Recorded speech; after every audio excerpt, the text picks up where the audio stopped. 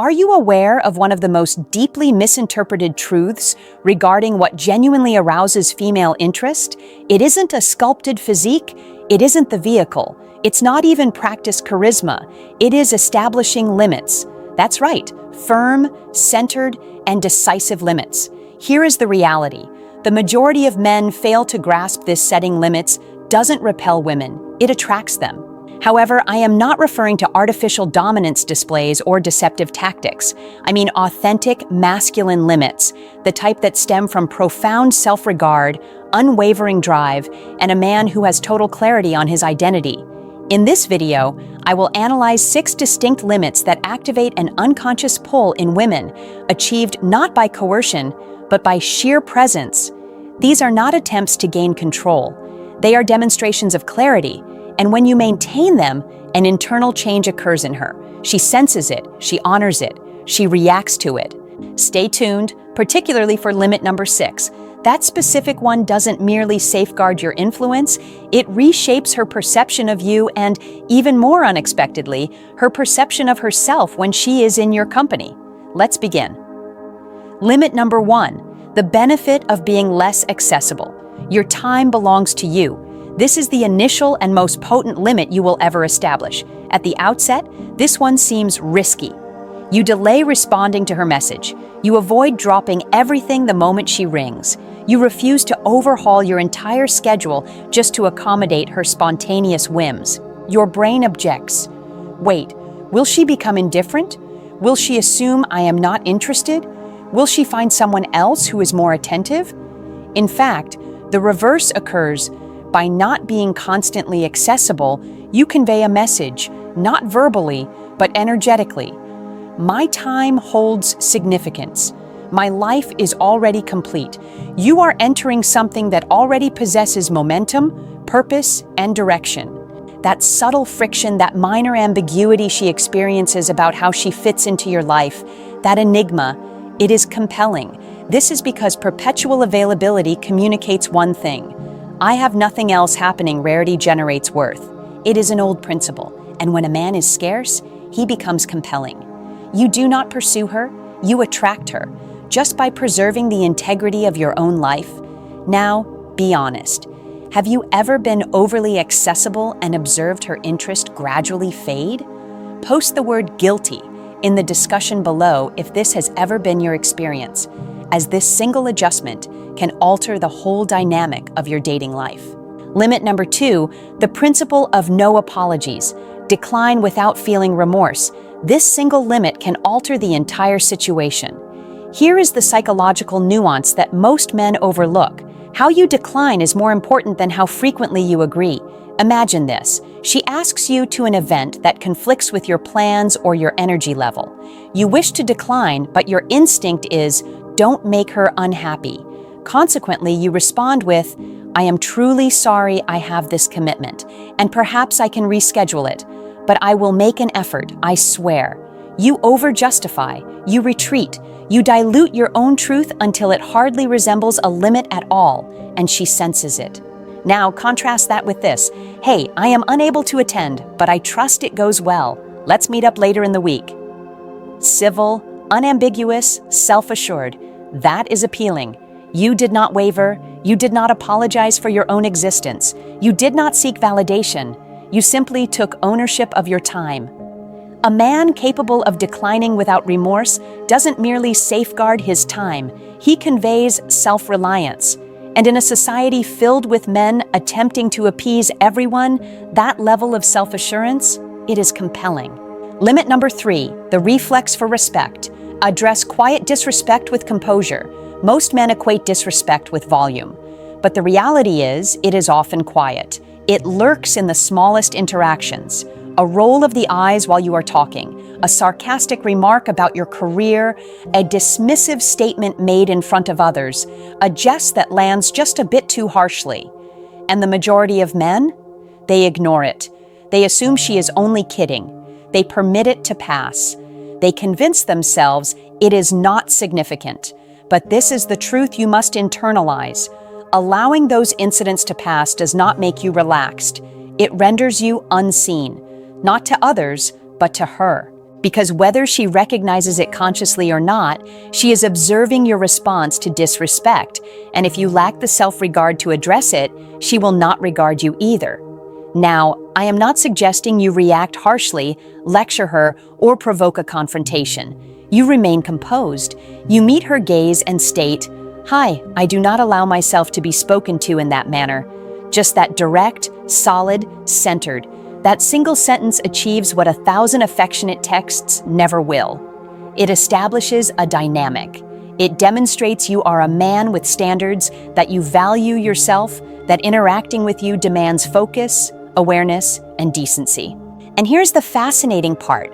When a woman observes you honoring yourself enough to speak up, she does not retreat. She feels more secure, she draws closer, she becomes more feminine in your company because you are maintaining the structure.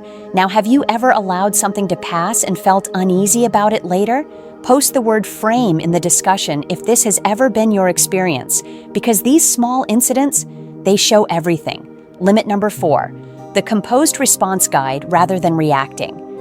Allow me to share something that will distinguish you from 99% of men. A woman will probe your emotional stability long before she will rely on your emotional substance, and the majority of men, they do not pass this probe, often failing within moments. It unfolds like this. She offers a light-hearted taunt. She makes an audacious or biting comment. She raises a controversial topic merely to observe the outcome. And how do most men respond? They get angry, become defensive, justify their position, or even worse, they withdraw completely. Do you know what this signals to her? He is brittle. He is unsure of himself. He cannot manage intensity. However, the man who remains centered, the one who hears the remark, takes a beat, smiles slightly, and says something akin to, "That is amusing. Do you always probe men this quickly?" That man has just reversed the dynamic. Because emotional regulation is not about being detached, it is about being anchored. And when a woman perceives that she cannot destabilize you, she unwinds, she esteems you. And internally, she begins to ask, what other aspects of him are unwavering?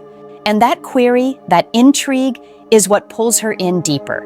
Because while the majority of men are preoccupied with trying to pass her probe, you are the man who is redefining the probe as it occurs. Limit number 5, the silence of authority. Do not justify, simply choose. Let us revisit something most men do subconsciously.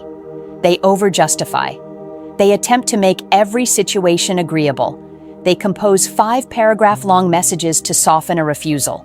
They talk in circles just to prevent her from being upset. But here is the flaw. Each time you justify yourself excessively, you are not providing clarity. You are seeking approval.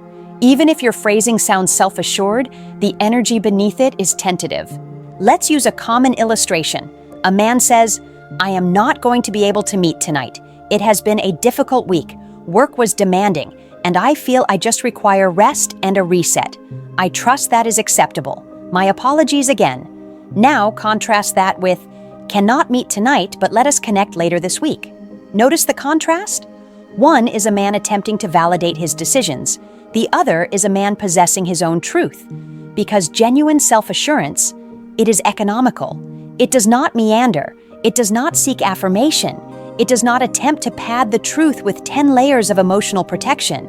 It just is. So here is your guideline. Communicate less, convey more. Allow your presence to communicate for you.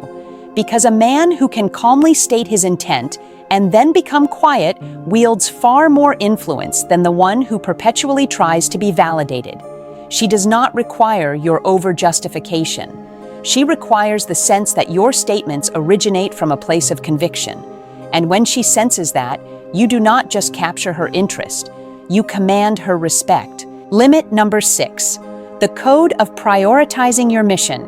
This is the limit that inverts the entire dynamic. Are you prepared? Here it is. She becomes part of your path. She does not become your destination. Allow that to register. Because the majority of men, even intelligent, driven men, forfeit their identity the instant a woman becomes involved with them.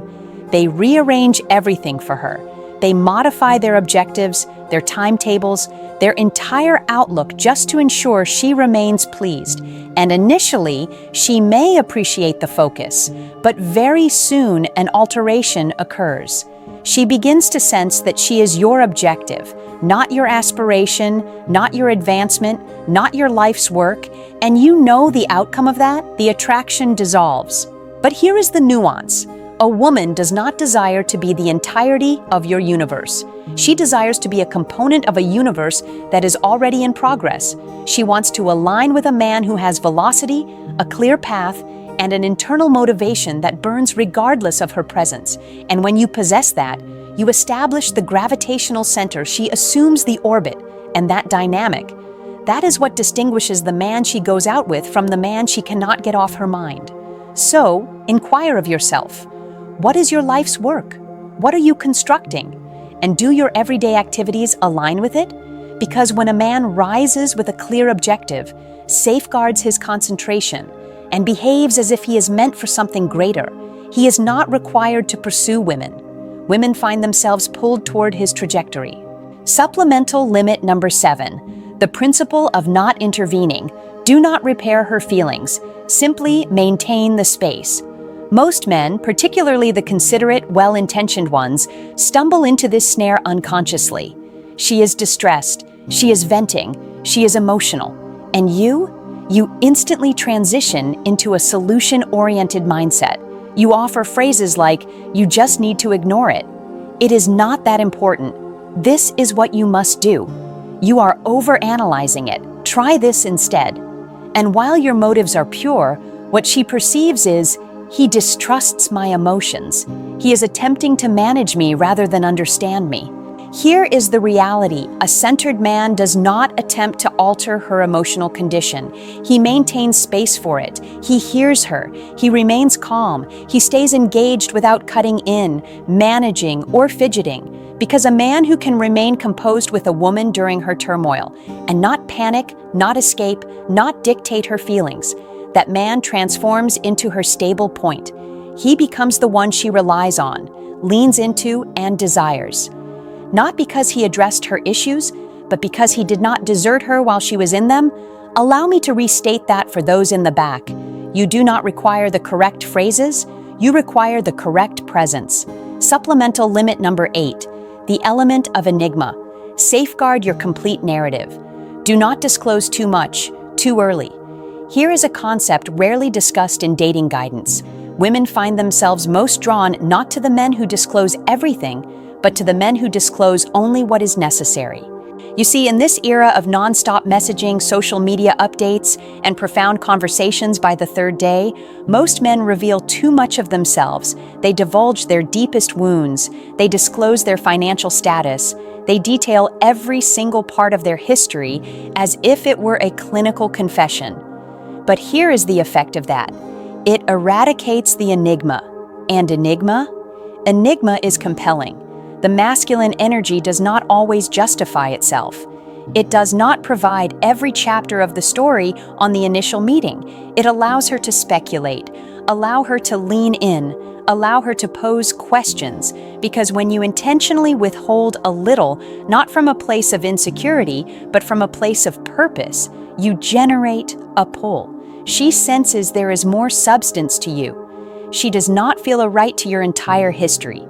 She feels privileged when you gradually share it. That measured disclosure, that regulated substance, it is captivating. What your limits communicate about your character. Every limit you establish is a signal. It communicates, I am certain of my identity. I am not reluctant to lose that which does not align with it. That form of masculine presence, it is not merely appealing, it is memorable. Because here is what women perceive, even if they never vocalize it. If he regards himself with this much dignity, perhaps I will also be better in his company. It enhances the entire dynamic. You are no longer striving to be adequate for her. You are establishing a benchmark and allowing her to meet it. So now share in the discussion. Which of these limits resonated most powerfully with you? Which one do you plan to enact starting right now? If this video has provided a new perspective, show your support with a like, follow dark psychology, and activate the notification bell so you won't miss any insights that could revolutionize your entire strategy. Until the next video, this is Amelia, encouraging you to define the benchmark, safeguard your structure, and command the situation.